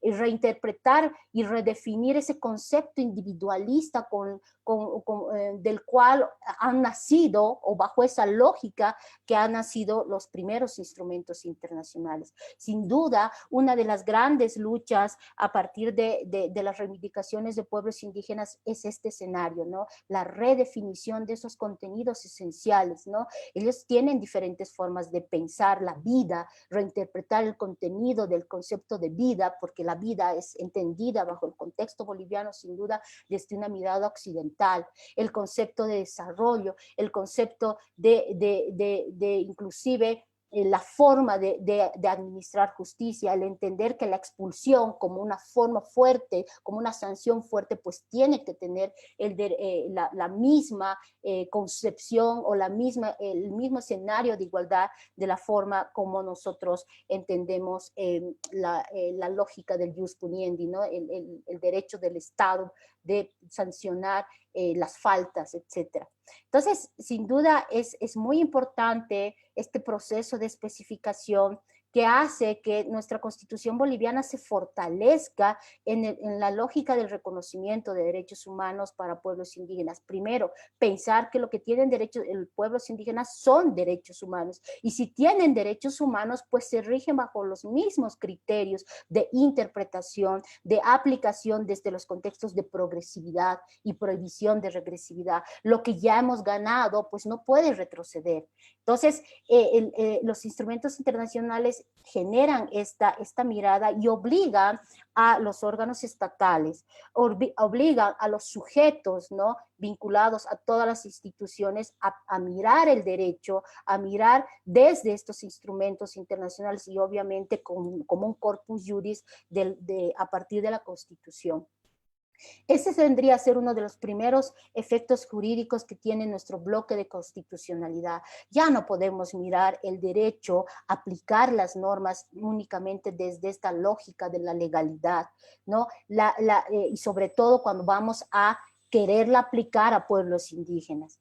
La mirada, como tenemos importantes sentencias constitucionales que han señalado que la mirada de la forma como se aplican las leyes y cómo tenemos un sistema jurídico en el contexto boliviano pluralizado, ¿no? Porque es un sistema pluralizado no solo a nivel interno, sino también a nivel externo con el bloque de constitucionalidad.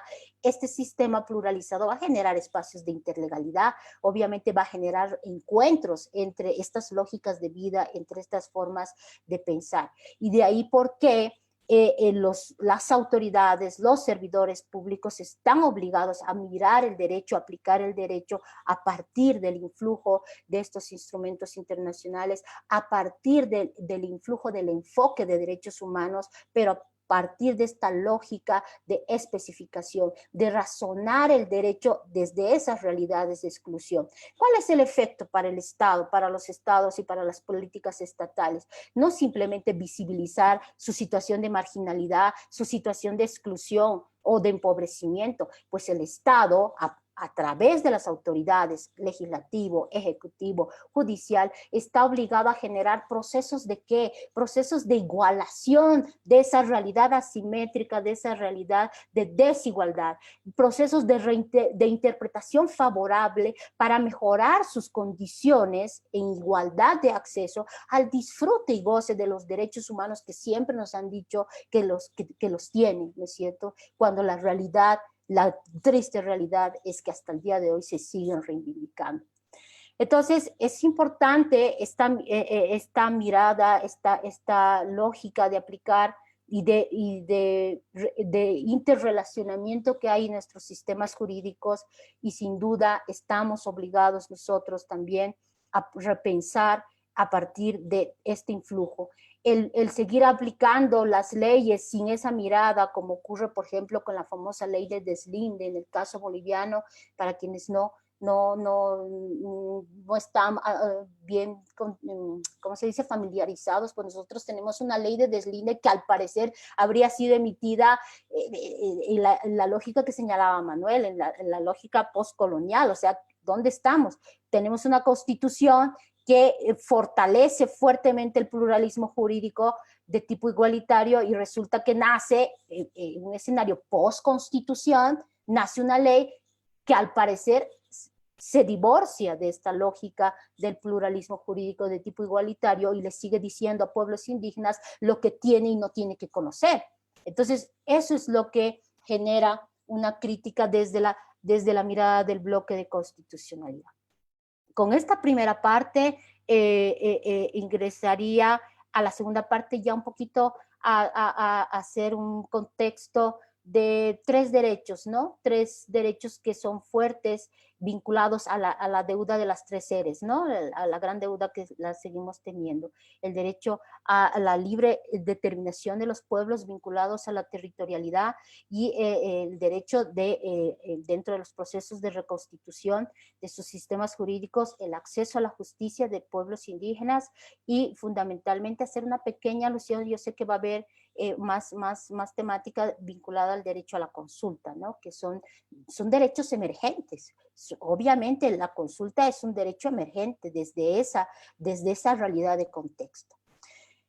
Refiriéndonos primero al derecho a la libre determinación, pues como habíamos señalado, la libre determinación de los pueblos pues está fuertemente fortalecida a nivel de los instrumentos internacionales, pero también bajo la lógica desde nuestra Constitución, ¿no? Nuestra Constitución se cimienta en este reconocimiento, pues sin duda la libre determinación tiene esta dimensión dual, ¿no? La libre determinación de pueblos indígenas en el contexto boliviano, en naciones y pueblos indígenas originarios campesinos, la podemos ver a nivel intrasistémico y también la podemos ver a nivel extrasistémico. A nivel intrasistémico, pues el derecho a la libre determinación implicaría ese derecho que tienen naciones y pueblos indígenas al autogobierno, a la autonomía. No puede haber libre determinación si no hay autonomía. Sería un contrasentido interno si la Constitución no hubiera generado este reconocimiento. Entonces, la libre determinación en su faceta interna implica que naciones y pueblos indígenas tienen el derecho a autoorganizarse, a autogobernarse, a esa autonomía a partir de su modo de vida, de su visión de desarrollo, ¿no? Sin embargo, nuestra Constitución, sobre todo la forma como está transversalizada en la Constitución boliviana, genera que esta libre determinación no solo es intrasistémica, no solo tienen naciones y pueblos indígenas a generar ese espacio de reconstitución, ¿no? a partir obviamente, desde la territorialidad, sino que también es extrasistémica. ¿Qué significa esto? Que naciones y pueblos indígenas, a partir de un Estado plurinacional, como está construido el caso boliviano, pues implica el derecho que tienen naciones y pueblos indígenas a formar parte, ¿no?, en la constitución de los órganos de poder, ¿no?, a formar parte en las instituciones públicas. Sí, fundamentalmente, ¿por qué? Porque se convierten en sujetos políticos.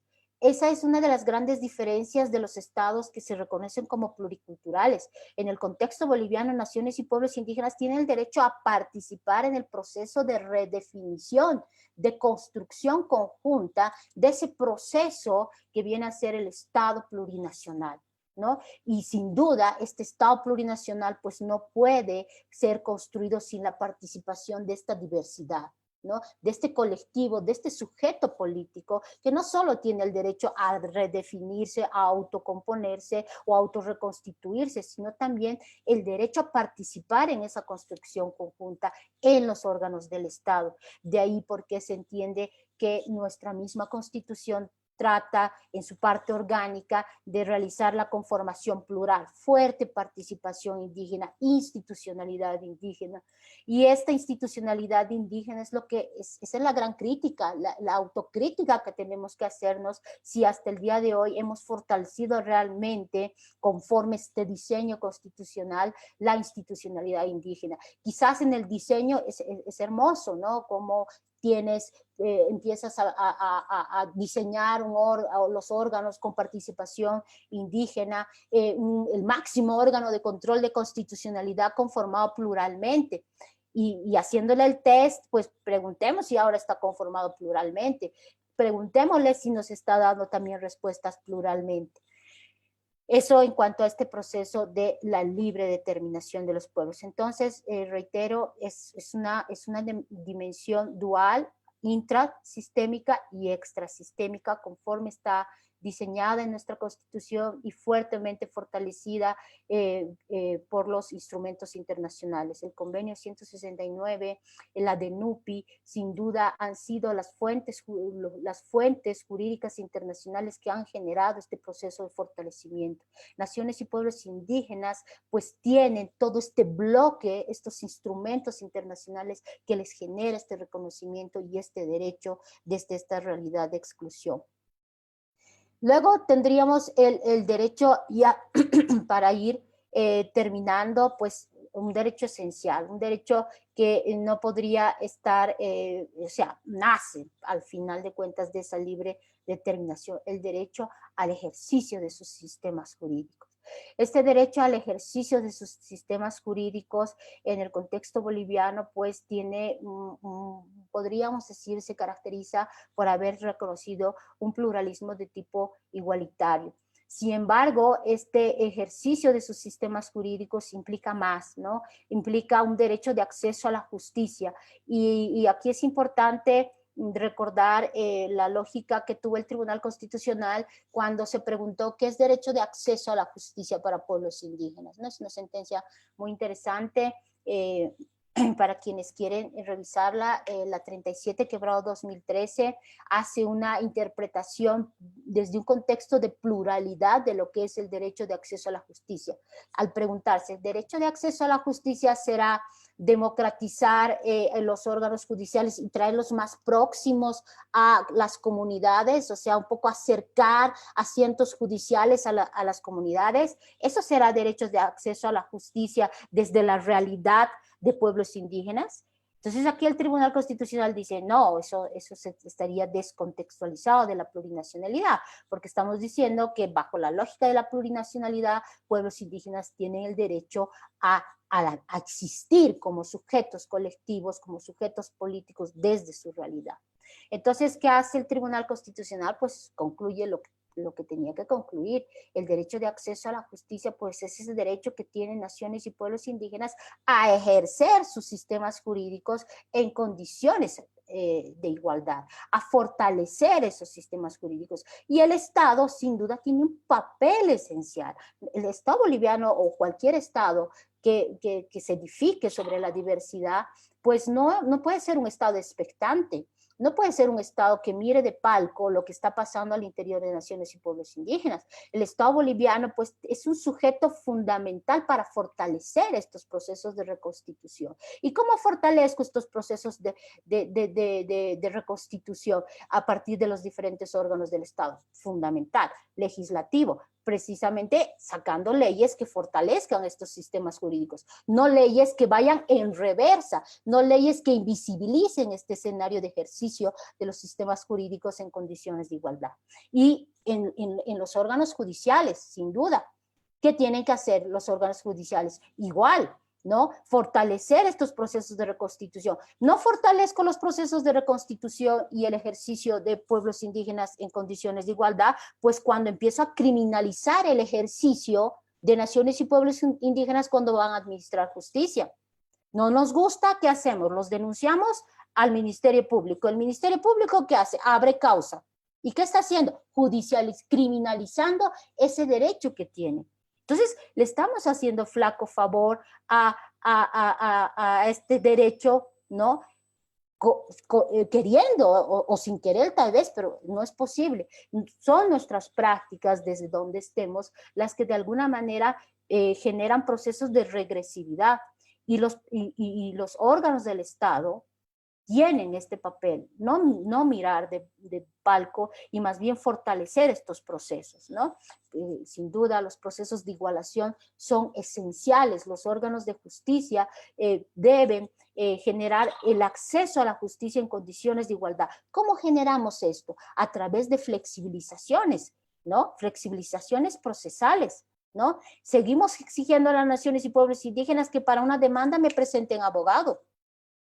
Ah, no, yo no le voy a firmar nada si usted no me trae su abogado. O le seguimos rechazando el acceso en el caso boliviano tenemos acciones de defensa constitucionales y le seguimos rechazando porque no presentó prueba, porque no invocó el precedente adecuado. Es que pueblos indígenas no tienen pues consorcio de abogados que se las saben todas las líneas jurisprudenciales. Miren cómo generamos dobles escenarios de discriminación cuando tenemos estos razonamientos desde la formalidad, desde esa construcción occidentalizada del derecho, ¿no? De la que no queremos despojarnos, como decía Manuel, ¿no? Seguimos con la colonialidad del saber, ¿no? Y lo ejercemos en el poder, o sea, eso lo vamos a ir reproduciendo siempre si es que no entramos desde esta mirada de realidad, de exclusión y desde el ejercicio de los roles. Eso en cuanto a una pequeña graficación del derecho de acceso a la justicia en el caso boliviano y obviamente no podríamos hacerle una pequeña mirada al derecho a la consulta, ¿no? El derecho a la consulta, sin duda, el derecho a la consulta es un derecho emergente, ¿no?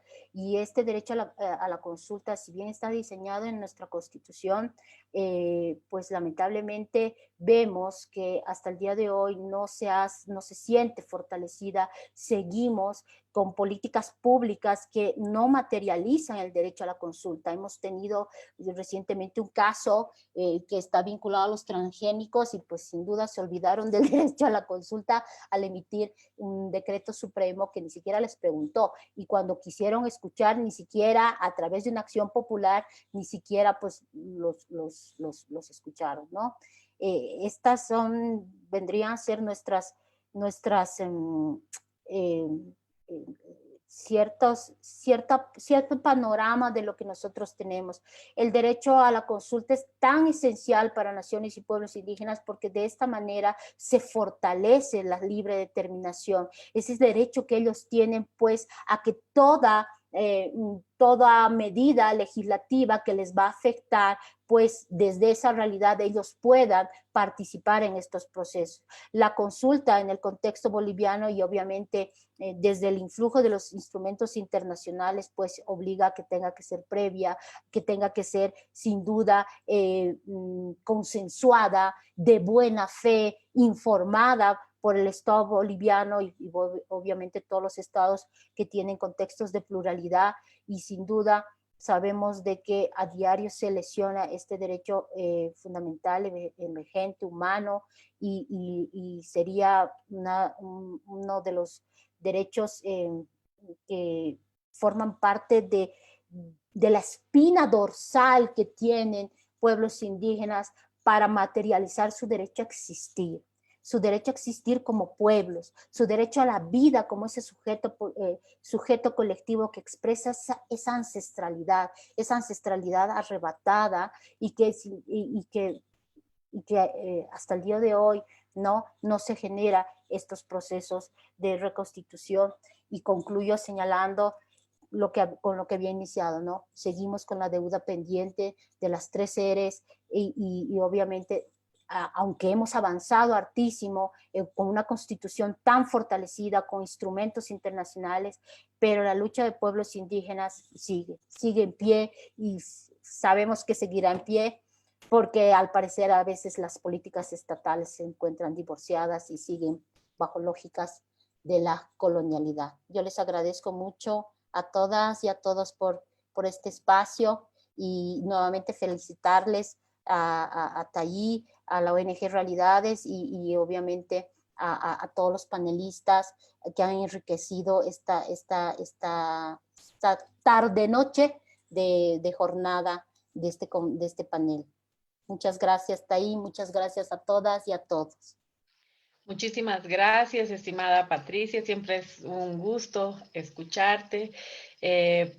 Yo, por la hora, hemos comenzado un poquito tarde, hemos tenido unos problemas con el acceso al Internet, pero por la hora no vamos a poder responder a algunas de las preguntas que se han planteado.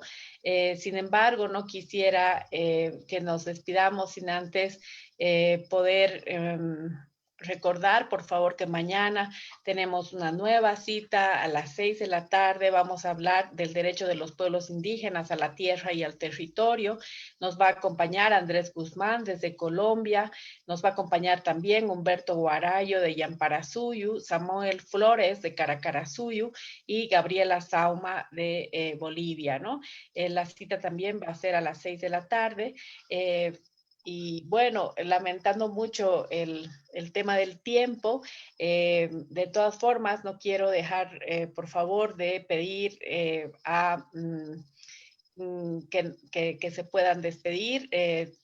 Manuel, Lilian, Silvano, Loyoa también. Por favor, les pido que puedan dar unas palabras de despedida. Vamos a comenzar por Lilian, por favor. Bueno, para mí es muy bonita esta oportunidad de hablar para el pueblo de Bolivia y saber que están en lucha y una lucha tan linda que se materializa en una constitución que trae muchas conquistas para pueblos indígenas en este momento, incluso con la retomada de proyectos que más concretamente se hacen objetivamente para el pueblo indígena principalmente. Entonces me congratulo con este pueblo por su aguerrida voluntad de hacerse reconocido y de hacerse un pueblo militante que resiste a todo su concreto de historia. También para Brasil deseo que esta resistencia tan histórica se concretice de manera más plena en sus movimentos, en sus emergencias, ¿no? Entonces es esto, y agradezco por tener esta oportunidad de estar con Manuel, Patricia, qué bueno te mirar nuevamente y oírte, a Silvano y a Loyoa, a ti también, está ahí por todo esto. Buenas noches. Buenas noches, Lilian. Loyoa, ¿quieres despedirte? Gostaria de agradecer a oportunidade de dividir esse espaço com vocês e por toda a inspiração, né, que a Bolívia está sendo para a gente para a gente pensar os direitos humanos, as cosmovisões, inclusive do Brasil. Então, é uma grande referência e é um espaço, assim, incrível para esse debate. Eu queria agradecer a oportunidade. Obrigada. Muchas gracias. Silvano, por favor.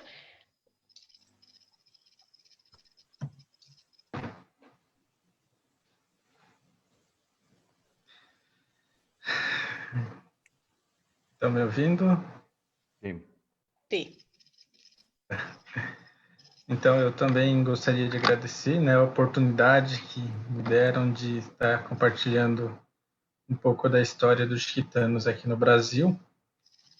Queria dizer que estou muito feliz, né, de poder estar participando desse momento honroso com pessoas muitíssimas importantes. Agradecer o convite da professora Lilian e dizer que o fortalecimento dos povos indígenas na luta pelos direitos não pode parar.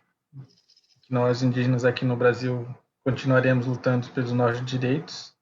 Naquilo que puder, vamos estar compartilhando, somando forças para que os outros povos indígenas de outros estados nacionais também possam conseguir garantir os seus direitos, e é originário, né? Não deixa de ser originário. E é isso, muito obrigado e uma boa noite a todos. Muchas gracias. Manuel, adelante, por favor. Pues yo simplemente quiero renovar mi agradecimiento a los organizadores y organizadoras del evento, a Tita ahí por hacer posible este encuentro, también a la profesora María Elena, a TAR, y agradecer además el tener la oportunidad del intercambio con Silvano, con Loyoa, con Lilian, con Patricia. Cuando uno habla de aprendizaje, habla de diálogo de saberes, y creo que es importante estas prácticas. Lamentablemente no dio tiempo de tener oportunidad del intercambio con quienes asisten al evento, pero de cualquier manera esperamos que nuestras contribuciones sirvan para animar procesos de lucha, animar formas de resistencia, y yo quiero destacar que este tipo de espacios, sobre todo en un contexto de pandemia, de distanciamiento físico, son importantes porque nos ayudan a mantener caliente el corazón en medio de condiciones muy adversas, muy duras, pero además poder dialogar con los hermanos de Bolivia, con hermanos de otros contextos, nos ayudan a ver que no estamos solos y solas en esas luchas, y que así como en Brasil hoy la agenda de lucha pasa por gritar fuerte que el marco temporal es inconstitucional, otros pueblos nos han demostrado, como el pueblo boliviano, que la lucha es continua y que la lucha es permanente para poder entonces mantener en alto y llevar adelante las condiciones de vida dignas, sobre todo para aquellos grupos que han sido históricamente vulnerabilizados. Muchas gracias y buenas noches a todos y todas. Muchas gracias, Manuel. Sin duda tú nos dejas con muchas ganas de poder ahondar también más en todos los conceptos que tú nos has traído a la mesa. Voy a dar la palabra también a Patricia, por favor.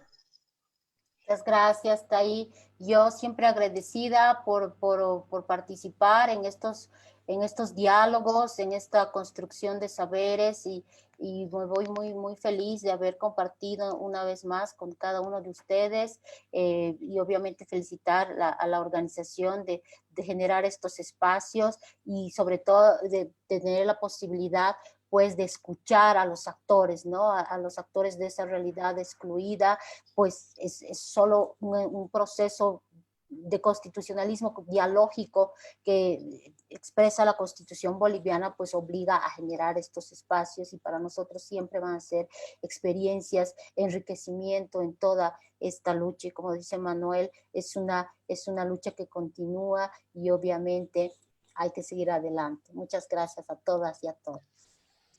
Muchas gracias.